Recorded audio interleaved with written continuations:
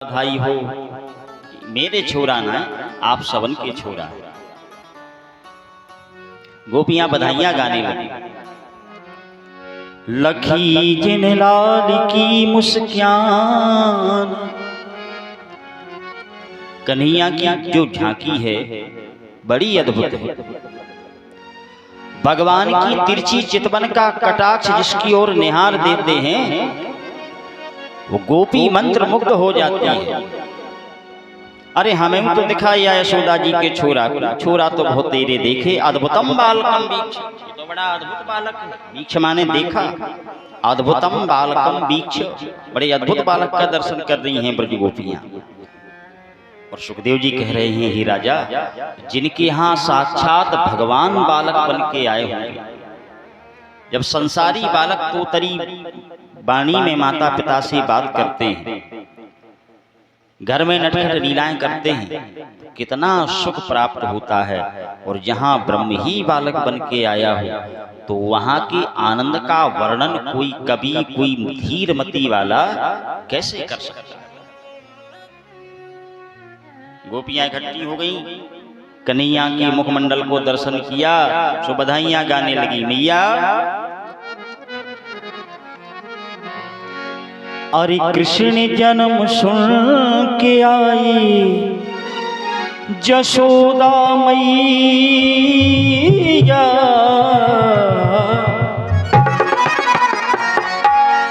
अरे कृष्ण जन्म सुन के आई जशोदा मैया दे दो बधाई। कृष्ण जन्म सुन के आई यशोदा मैया दे दो बधाई। कृष्ण जन्म सुन के आई यशोदा मैया दे दो बधाई। कृष्ण जन्म सुन के आई यशोदा मैया दे दो बधाई। दे दो बधाई माँ, दे दो बधाई माँ, दे दो बधाई। दे दो बधाई हाँ, दे दो बधाई हाँ, दे दो बधाई। दे दो बधाई माँ, दे दो बधाई, दे दो बधाई हाँ, दे दो बधाई। कृष्ण जन्म सुन के आई यशोदा मैया दे दो बधाई। कृष्ण जन्म सुन के आई यशोदा मैया दे दो बधाई। जय हो बांके बिहारी नाथ।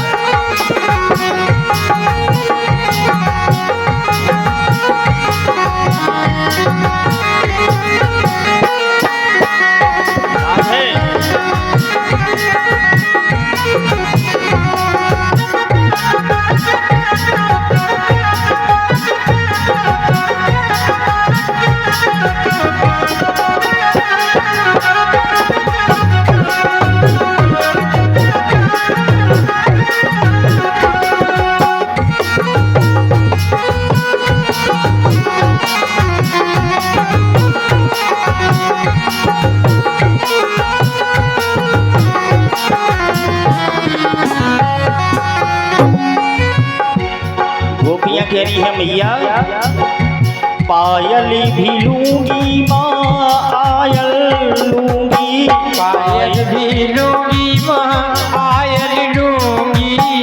पायल लूंगी हाँ, पायल लूंगी माँ, आयल लूंगी। पायल लूंगी हाँ, पायल लूंगी। और कुंडल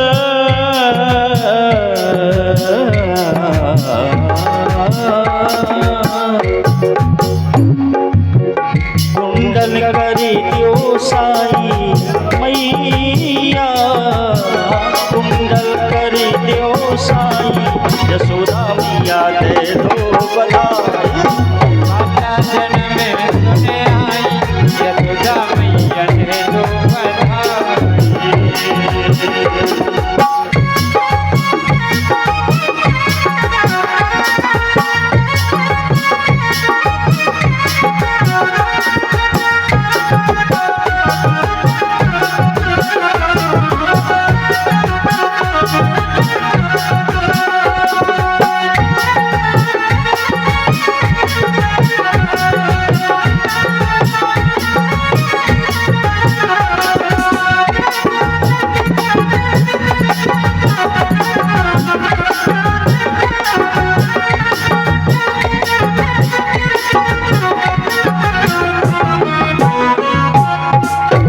कह रही है मैया,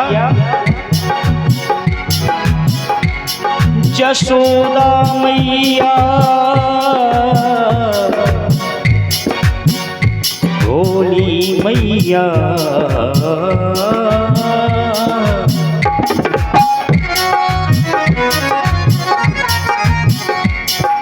साड़ी भी लूंगी लहंगा लूंगी, साड़ी लूंगी लहंगा लूंगी, साड़ी लूंगी लहंगा लूंगी, साड़ी लूंगी लहंगा लूंगी, और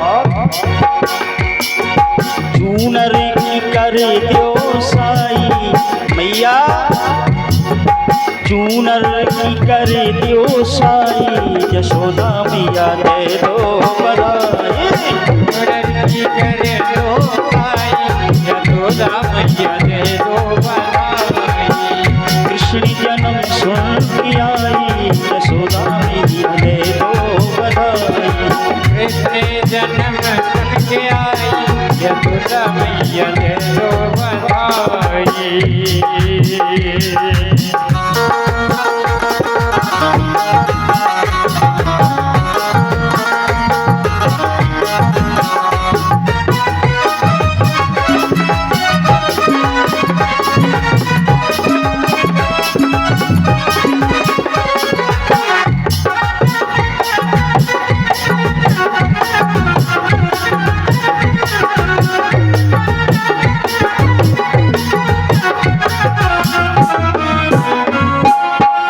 वृंदावन में भगवान की एक बड़ी प्रेमी सखी हुई है जिनका नाम था चंद्र सखी।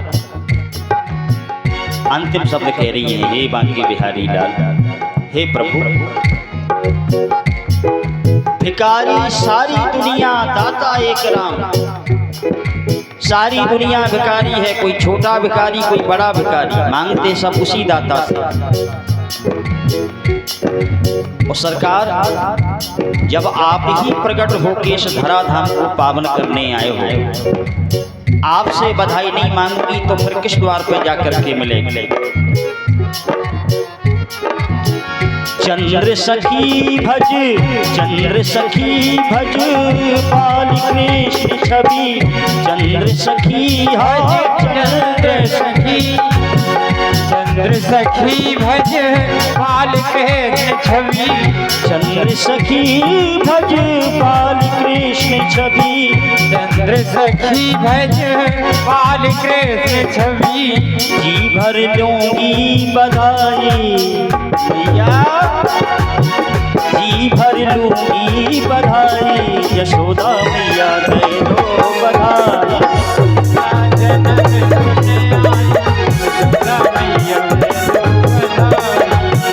कृष्ण जन्म सुन के आई, यशोदा मैया दे दो बधाई, कृष्ण जन्म सुनने आई, यशोदा मैया दे दो बधाई।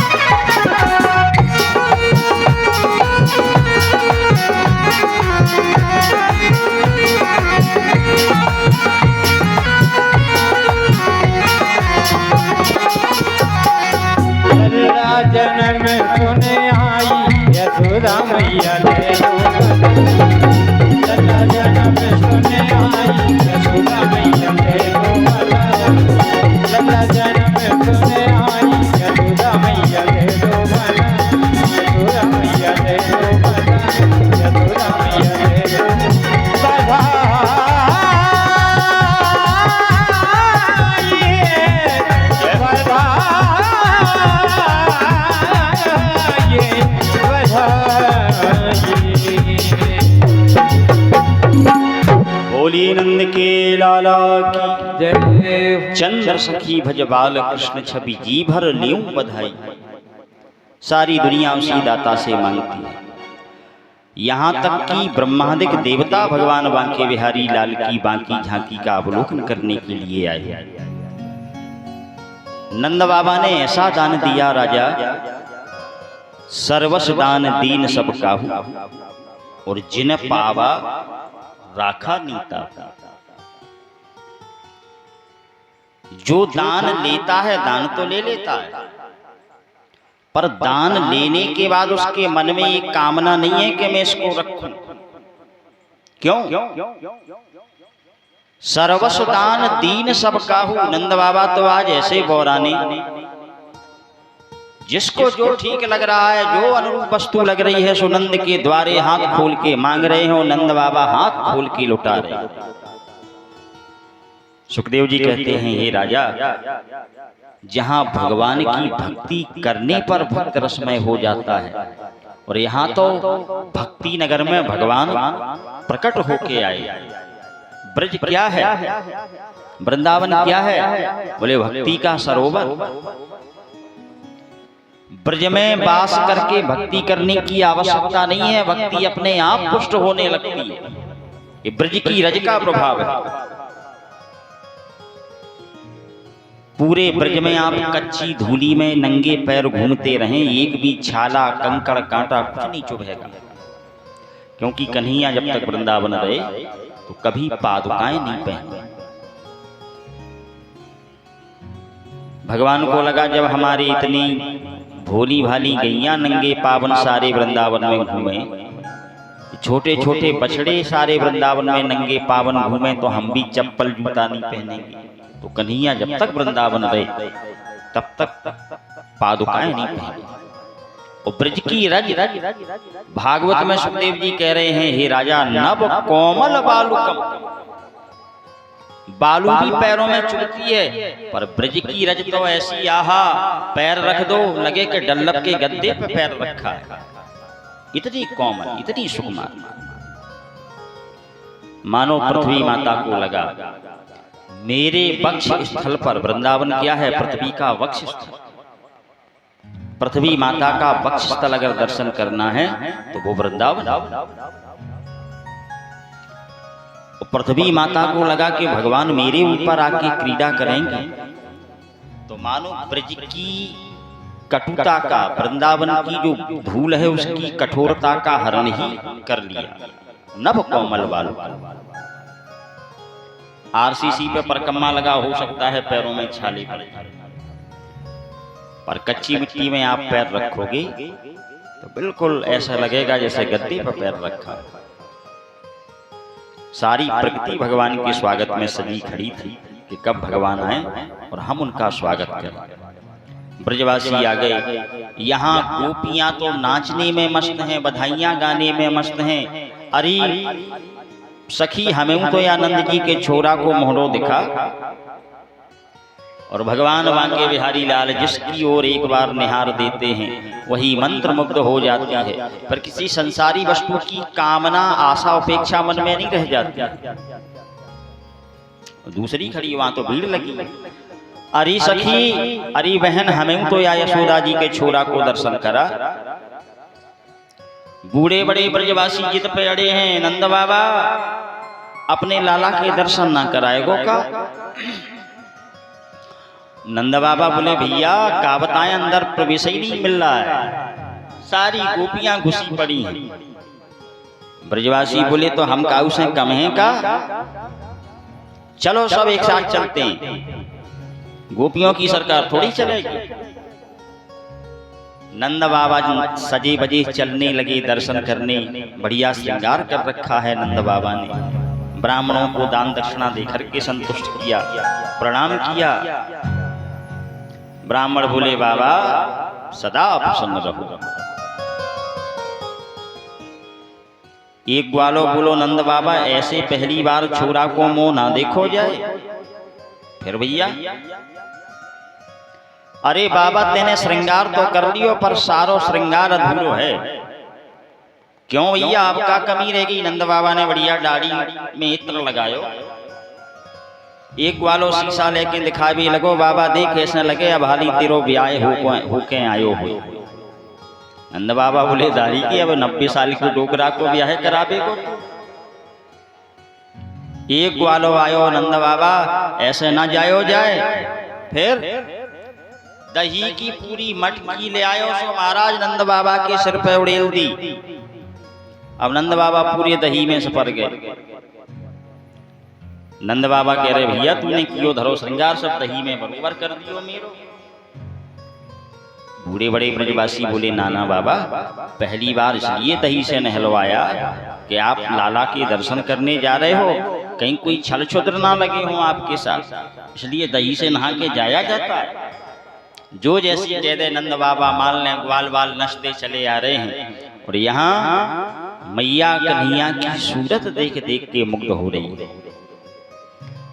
गोपियों का तो भगवान ने चित्त हरण कर लिया, भगवान के दर्शन कर करके निहाल हो रही है। अरे पलना मिलना झुलावे यशोदा मैया, पलना मिलना नमामि चित्त चोरतम नमामि नंद नंदन। सुखदेव जी कह रहे हे नंद नंदन कृष्णचंद्र आपको बार बार नमन है, क्योंकि इतना सस्ता भगवान तो केवल वृंदावन में मिलने वाला है और कहीं नहीं मिलेगा, ना वेदों में ना पुराणों में ना अनुष्ठान। वेदद्रुमे हृदय वृंदा विपने द्रुमे द्रुमे पस। वो ब्रज बिहारी वृंदावन बिहारी ब्रज में कहीं ना कहीं तो मिल ही जाएंगे, कहीं तो मिलेंगे वो बांके बिहारी, उन्हीं के चरण चित लगाया करें। और सुखदेव जी की यहाँ कई बार समाधि लगी है इस कथा को सुनाते सुनाते। सुखदेव जी की आंखें खुली रह गई, सुखदेव जी समाधि में चले गए, क्योंकि सुखदेव जी महाराज गौलोक धाम में रहते हैं श्री राधा रानी के पास। और माता राधा रानी ने कहा हे सुख अब मुझे धरती पे जाना है भगवान की लीला में सहयोग करने के लिए। तो सुखदेव जी बोले माता जी मैं भी चलूंगा, ये देवी भागवत का प्रसंग है, क्या करोगे? सुखदेव जी बोले हे माता मैं आप युगल सरकार की युगल जोड़ी के चरित्र गान करूंगा, उस रूप का उस आनंद का अनुभव करूंगा जो रस बैकुंठ में नहीं मिलता है। बोलो राधे राधे। ये महिमा है वृंदावन की, जहां भगवान प्रकट होकर के आए और ऐसा रास रस बरसाया। रास तो भगवान राम जी ने भी किया है, 6 महीने राम जी की बारात रुकी है जनकपुरी, लेकिन राम जी का रस मर्यादा पुरुषोत्तम है भगवान, तो उनका रस केवल जनकपुर वासी ही जान पाए। और जो पूर्ण तृप्त नहीं हुए थे भगवान बोले अब द्वापर में आना कृष्ण अवतार में, अब तो यमुना जी के किनारे मैदान में महारास होगा, अभी आगे प्रसंग में आएगा। नंद बाबा परमानंद में पहली बार भगवान बांके बिहारी लाल की बांकी झांकी को देखा तो सुखदेव जी कहते अनंत जन्मों की प्यास, जीव की भटकान कल्प कल्पांतर की युग युगांतर की जन्म जन्मांतर तक की यहाँ वृंदावन में भगवान ने प्रकट होकर के समस्त जीवों को तृप्ति का अनुभव करा दिया। दूसरी किसी वस्तु की कामना नहीं है ब्रजवासियों के मन में।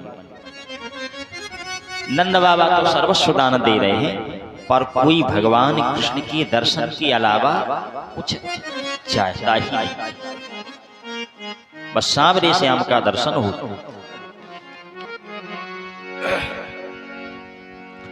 अब बधाइयों में और नंद भगवान के जन्मोत्सव में कुछ समय बीत गया। महाराज कंस को जो कर देने की तिथि निश्चित थी वो तिथि निकल गई। कुछ ग्वाले बोले नंद बाबा हम लोग कंस को कर देने जाते थे, वो समय बीत गया, कि महाराज कंस कुछ अनिष्ट ना करते। ओहो भैया, ये तो याद ही ना रही। चलो चल के महाराज कंस को भेंट की तैयारियां कर लो, छकड़ों में गोरस भर लो, दही भर लो, महाराज कंस को जाके भेंट करेंगे। नंद बाबा ने कुछ ग्वाल वालों को गोकुल की रक्षा का भार सौंपा और बोले, ग्वालो तुम गोकुल की रक्षा करना, देखभाल करना, हम महाराज कंस को कर दे के आते हैं। छकड़ों में सामान भर भर के नंद बाबा पहुंचे मथुरा, कंस से मिले, कंस को भेंट प्रदान की, कर प्रदान किया। वो जाके वसुदेव देवकी से मिले, क्योंकि योग माया ने जब आकाश में अष्टभुजी रूप धारण कर करके कहा, ए पापी कंस, तुझे मुझे मारने से कुछ नहीं मिलने वाला। जो कन्या वसुदेव की लेके आए थे वो कंस के हाथ से छूट गई कारागार, और अष्टभुजी रूप धारण करके बोली, हे पापी कंस, तेरा मारने वाला इस ब्रज में पैदा हो चुका है, मुझे मारने से कुछ नहीं होने वाला। कंस को लगा देवी देवता भी झूठ बोलते हैं, तो उसी समय अपने बहन बहनोई को कारागार से मुक्त किया। नंद बाबा आए, वसुदेव जी को हृदय से लगा लिया, नंद बाबा के हृदय से वसुदेव जी लग गए। वसुदेव जी के मन में पुत्र शोक है, नंद बाबा के हृदय में पुत्र वात्सल्य है, पर नंद बाबा वसुदेव जी के पुत्र शोक में दुखी हो रहे हैं, और वसुदेव जी महाराज नंद बाबा के पुत्र वात्सल्य में प्रसन्न हो रहे हैं। सुखदेव जी कह रहे हैं, राजा, वसुदेव उपस्थितो भ्रातरं नंदमागतम् ज्ञात्वा दत्तकरं राज्ञी ययौ तदवमोचनम्। कंस को कर देके वसुदेव जी के पास नंद बाबा आए। वसुदेव जी बोले, बाबा एक बात पूछूं? हाँ भैया पूछो। हमने सुना है कि आपके घर 2 छोरा भाई हैं, बड़े आनंद की बात है। और जबकि वसुदेव देवकी के कितने बेटा मारे कंस ने? 6 बेटा। 7वीं में भगवान शेष आए तो वो गर्भ ले जाके योग माया ने रोहिणी मैया के उदर में रखा। देवकी माता 7 बहनें थी, 7 बहनों का विवाह वसुदेव जी के साथ में हुआ। तो देवकी से जो बड़ी बहन है रोहिणी, वो नंद बाबा के गोकुल में रहती है, क्योंकि वसुदेव जी महाराज कारागार में थे। तो देवकी मां के गर्भ शेष को योग माया ने रोहिणी मैया के उदर में स्थापित कर दिया। और 8वीं जो कन्या हुई वो अंतर ध्यान हो गई। जो कन्या हुई वो अंतर ध्यान हो गई यशोदा मां के द्वारा। 8वीं में तो भगवान आए हैं देवकी नंदन बन के।